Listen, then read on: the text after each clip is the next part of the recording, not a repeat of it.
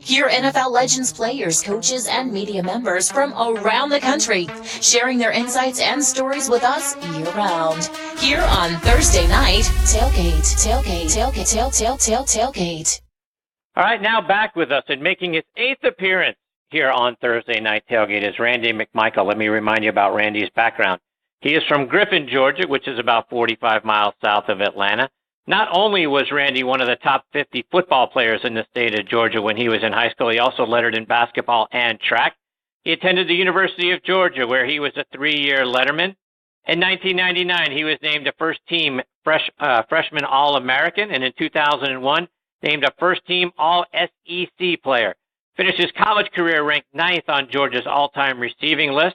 He was a 4th-round draft pick in 2002 by the Miami Dolphins, and he played tight end in the league from 2002 to 2012 with the Dolphins, Rams, and Chargers. Became the first Dolphins rookie tight end to start all 16 games. And over the course of his NFL career, he had 426 receptions for 4,539 yards, and he scored 24 touchdowns. And every time he joined us, he makes the segment so much fun to be a part of. And we're excited he is back with us again tonight here on Thursday Night Tailgate. Hey, Randy, Chris, and Bob, thanks for coming back on the show. Hey, welcome back. Hey, no problem, fellas. Wow, that's number 8. It does not seem like it's been that many times, but as always, I always have a good time with you guys. We appreciate you, Randy. So, Randy, I want to start off our time with you tonight by getting your thoughts on your boys at the University of Georgia. Off to a great 5-0 start. They really haven't been challenged yet, but they've got Vandy coming up this Saturday and then LSU at Death Valley. So, concerned, could Vandy be a trap game, and can they follow that up by going into Baton Rouge and getting a win? Well, I don't think it'll be a trap game. I think these guys are ready. I think Kirby does a great job of getting these guys onto the next mission. And it's Vanderbilt. And we know 2 years ago, Vanderbilt came in here and beat us at home. And now, that was one of the big losses in Kirby's first year. So they're going to be ready to play this football game. They didn't forget about what happened, because there's a lot of guys that were on that team that are still here now. And, it's the things you still got to work out here. We're not doing a very good job at 3rd and long offensively. We got to get the tight ends involved more. Defensively, we got to get somebody other than DeAndre Walker to sack the quarterback. But other than that, we're 5-0. We really haven't been tested. Good game. This is a good matchup this weekend to get us ready for next weekend down at Death Valley. And, Randy, something we haven't seen in a long time in the SEC is a good Kentucky team. Ranked 13th in the country right now. The running back Benny Snell is leading the SEC in rushing. Linebacker Josh Allen leads the SEC in sacks with 6. Is Kentucky for real? You concerned about Kentucky now? Well, I don't want to poo-poo what they're doing, because they're a good football team. I really didn't know what to expect against the Mississippi State game, because of how physical both line of scrimmages are for Mississippi State, and Kentucky just whipped them. They just man-on-man just whipped Mississippi State. And Benny Snell, he's the best runner in the SEC because he gets the most carries. He's their bell cow. As he goes, the team goes. It's not a very good passing team. But last year they started at 5-0 also. So this will be a big test for them this weekend, too, going up to Texas A&M. If they can get that game, they're for real. I think they're a good football team now, and they're just looking to chop, because if they can get past this game and then they can find a way to get a couple more wins, they can go. And if we find a way to beat LSU, we'll both be undefeated when we go up there to Lexington.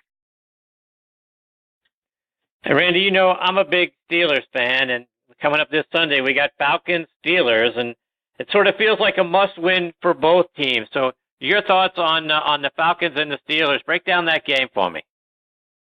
Well, right now, it's a team. It's a desperation for both of them.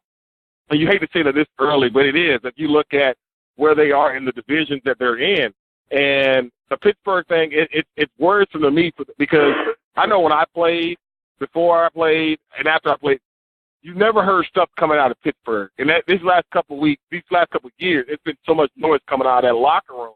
And I personally think it's been affecting what's going on the field. They missed Le'Veon Bell. James Conner's done a great job, but he ain't Le'Veon Bell. If you can tell how defense is playing them now, they're able to double AB more throughout the game than they were when Le'Veon was there. And so, and Big Ben, yeah, he leads the league in passing yards, but he's still, to me, he just doesn't look like he's playing well right now. And we all know the defense. It's just that secondary. I don't know. I know Mike T. He's a secondary coach by nature. They got to find a way to get that fixed, because right now they're getting torched. Atlanta, they're just a mash unit. I mean, if you look defensively, they've lost. Grady's not playing, so you lose your star D tackle. You lose your middle linebackers not there. Your strong and free safety aren't there. I mean, they have had so many injuries to so many key guys. Because usually it's a possibility that you lose one, but they lost 4 of them. And it is a shame because there were expectations of that defense this year that they were going to be one of the top in the league. So without those guys, the offense is playing well, but I think it's going to be a shootout again. And I think whatever defense can get the critical stop will win the football game. 5 questions for Randy. It's always a pleasure to speak with you, Randy. And today I was looking back on your rookie year with the Dolphins in 2002, and for a 4th-round pick, you played in every game. And, of course, Wanstead, the coach back then, he was kind of a defensive guy, Randy, as you know. But on the offensive side, you guys like North Turner, Mike Shula, et cetera. But a guy like North Turner still doing it almost 30 years, Randy. I mean, would you consider him, like many people do, as an offensive guru? Oh, yeah, without a doubt. And I know everybody knows how I feel about Norv. I love that man so much. Yeah, I have so much love for Norv. And I was actually joking with him a couple of weeks ago. I was watching the game, and I texted him. Even though he was coaching, I texted him. He replied back. But I was calling his plays out when Carolina was playing. I think they were playing Cincinnati. And it was just funny looking at the formations and everything. But he's a special man. He's a special offensive mind who is doing wonders with Cam, making Cam see the game differently than he's ever seen it before in his career.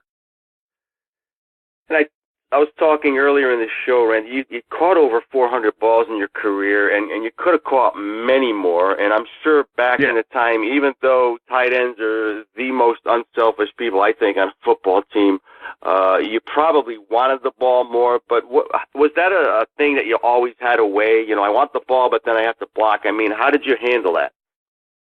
Well, I mean, I've always been an unselfish player when it comes to that. You know, whenever – you know, my coaches, they would always compliment me because whenever you would see a run or something, and I would happen to be on that side and I was opening up the hole, you would always see the celebration. Like, my celebration would be just as big if I caught a touchdown, just like I'm making a big block. So I've always enjoyed it, and I learned that in high school that, you know, my coach always told me, that if you're not going to block, you don't catch the ball. And so it's always been something that was embedded in me, and I always enjoy it. And I always laugh at looking at some of these tight ends today, and I'm just like, what the hell are you doing? I mean, because I look at it, you know, and I talk about a lot about down there in Miami about the new kid, Mike Gesicki. I just say bless his heart because he's trying. He is. But, I mean, it's more want to than anything to block. Yeah, you need technique, but the first thing you got to have is that want to and that willingness to get put your face in there and get dirty. Randy, you mentioned the Dolphins. Want to get your thoughts on the Dolphins this season. They got off to a nice 3-0 start, but the Patriots certainly did a number on them last Sunday. But your assessment, what are you seeing out of Miami so far this season? These damn Dolphins. That's all I can say, man. These damn Dolphins. I mean, I want to get so excited because they were playing so well, and Brian Tannehill, he's spinning the ball, and then they go up to Foxborough. And Foxborough things happened again, and they just went up there and got their butt handed to them, man. And you know, they got to go to Cincinnati. They got to go to Cincinnati this weekend, which is going to be a tough matchup for them. You know, I just hope they can get it together, man, because I want this team to play so well because that's my squad. Everybody knows that, and it was just, you know, I picked them to win last week, and I was like, yeah, this is a new Dolphin, and it turned out to be the same damn Dolphin. So hopefully they can get together this week going up to Cincinnati. Randy, we've talked to so many of your peers and games that stick with them, you know, good or bad, right? And it seems like more often the bad games stick out to them than the good ones. But I wanted to get your perspective on it. Are there games that you still like looking back on and, you know, kind of make you smile and say, yeah, that was a good one? And is there a game or more than one game that kind of sticks out to you that you haven't let go of, still bothers you? Oh, yeah, there's plenty of those games, man. It's crazy because it's so true. You think more about the ones that you got to make it away than the ones that you actually won. And I got an example. I remember my first year in San Diego. We were banged up. We were a match unit, but we were grinding, and we needed Kansas City to lose. And if we won, then we would be in. And so we played the 4 o'clock game in Cincinnati, and Chiefs played at 1 o'clock. Chiefs lose. We're here watching the game, and I'm just like, no, let's get ready for our game. and we went up there and laid an egg. Our season was over, and, I mean, that was like one of the worst feelings in the world. I've had one in Miami where we had to go up to New England and win. We win the game. We actually win the game. We're on the plane. We need this. We need New England. No, so we need Indianapolis to beat Denver. Without Clinton Portis, Champ Bailey was out, and you got Peyton Manning. So Peyton Manning's about to car the Broncos up. So we're on the plane to head back to Fort Lauderdale after our win and land, and Indy has lost to the Broncos. So, I mean, those moments like that, they always stick with you because it's always a pleasure to get a chance to play in that second season. Randy, we've got Greg Lloyd joining us a little bit later on in the show, and you went to Peach County High School in Fort Valley. So did Greg, and albeit, several years before you, and Greg went on to play at Fort Valley State there. So I was curious, have you had an opportunity to get to know and talk to Greg over the years? I really don't know Greg like that, but I got a chance to meet him. I'll never forget, it was my senior year in high school, and it was our first playoff game, and he came, they retired his jersey that night. And I'll never forget, we were in the locker room, and, the speech before we go out, and so we're praying. And then Greg Lloyd, he say after the prayer, Greg, do you have it? No, I'm sorry. It goes back. Greg is talking about, I want you to get them down. I want you to step on their neck, and you don't let them up. And if they get up, you push it back down. Now let's pray. And the locker room went crazy. And we went out there and put a beat down on whoever we played. But that was my first and only interaction with Greg Lloyd. Randy, before we let you go, remind our listeners how they can hear you now and then follow you both online and on social media. Well, you can always find me on my Twitter handle, RandyMac81. I'm always fun, especially during the game week. I'm a stay-at-home dad most of the time now, so I have a lot of interesting stories about the kids and the drop-off and how my wife buys dogs without telling me and leave them at home with me all day. And you can always find me on 9 to 9 The Game. I got my college football show, College Football Game Time, that comes on from 9 to 12. And my also on the Falcons pre-game with the Wake Forest Tailgate show, also 9 to 11 on Sunday. Randy, you're always so fantastic. We can't thank you enough for coming back and being a part of the show again tonight. We look forward to hopefully catching up with you a little bit later on in the season. In between now and then, all the best to you and your family. Take it easy, man. All right, same to you guys, man. Always a pleasure. Y'all take care. Bye-bye. Take care, Randy. Thank you. That is Randy McMichael, and Randy is such a great radio host now, does a great job, like he said, on the pre- and post-game shows, and his insights, Bob, always fantastic when he joins us. I'm just, I always impressed how unselfish a player he was, Chris. But this is a guy that, could catch 75 balls in a season, but he was a team guy, but great career. Not a good career, great career. All right, we've got our next guest, Tony Collins, hanging on the line. We'll get to Tony and our 5-star picks of the week on the other side of this quick station break.